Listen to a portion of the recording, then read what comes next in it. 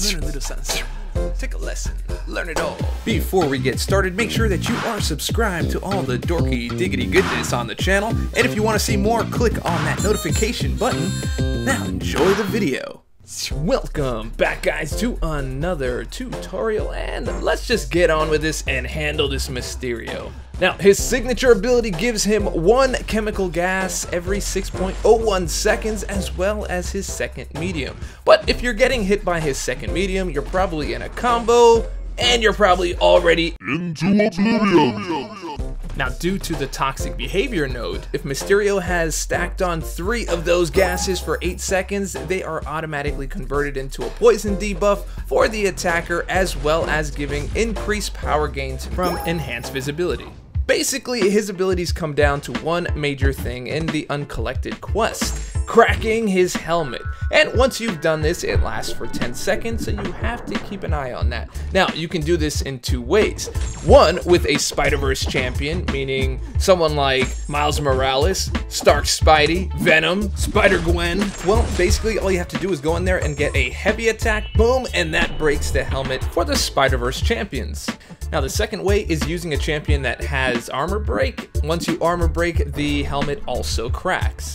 Now, once you've cracked his helmet, you diffuse those abilities tied to it, including the enhanced visibility and the ability to create gas charges. Now, in my opinion, it's a little better to use armor break champions because, as you can see here, as long as he's armor broken, his helmet does not reform, as opposed to having a Spider-Verse champion where you have to do the heavy attack after it's reactivated. You can't re-break it once the timer is on. Now, keep in mind, he has 80% physical resistance, so regular attacks may not cut it for you. It's going to be a very long fight, so you want to find some kind of energy damage or something that gets around the physical resistance, like bleed or damage over time. Now, as you can see here, Quake did hit him with a critical, and that did a lot of damage. So if you have a champion that is heavy on criticals, like Corvus per se, they're going to do very, very well here.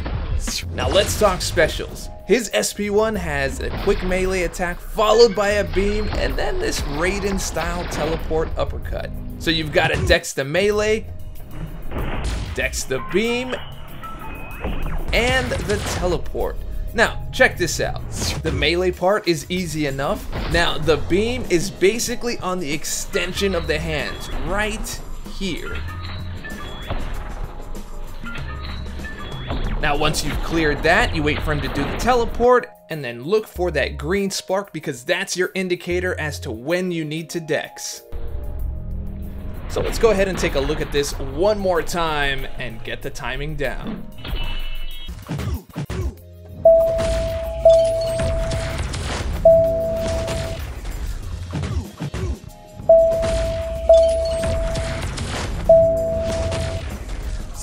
Now, you have to be careful with this SP1 because he converts all his chemical gas into reflection gas, and depending on how many chemical charges he had before, it adds 1 second duration to the reflection gas per charge. So if you attack him during this time, he stores 70% of the damage taken, reflects it back on you when it expires, and then he heals 100% of all that damage taken. So in other words, don't attack him right away, watch the timer, and then attack. Luckily, he's not stun immune or anything like that, so you can really back this down with parries. Now, his SP2 is quite easy to dex here, as this one just requires you to get to a safe distance. It's 1 hit followed by 3 illusions. Now, if you have a champ where missing doesn't matter, like Daredevil for example, then you can go right in for the counter, but otherwise, watch the timer and use your parries to attack him when he's stunned. And there's a pretty clear animation right there that shows you when that timer is over.